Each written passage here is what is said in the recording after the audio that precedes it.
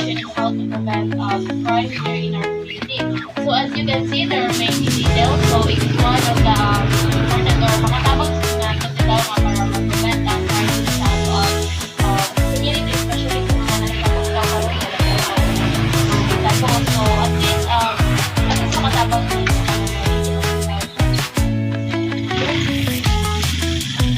so taking nga kanang flyers, it is one of the information to prevent here in our community in crime prevention. So as you can see, there are many information or basic information. So this information, kanabang siya na to, like most of all, like may napong nato rin like kanang mga crime dito, madili dito itong malikayan. So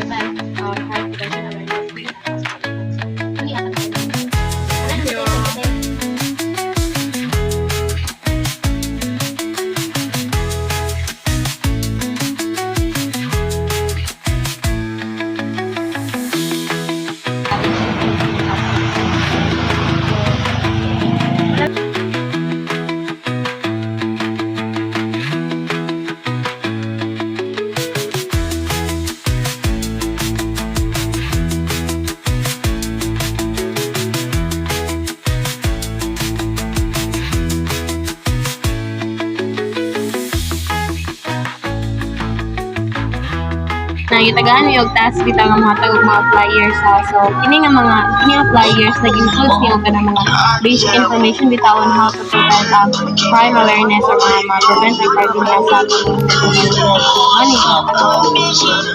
community.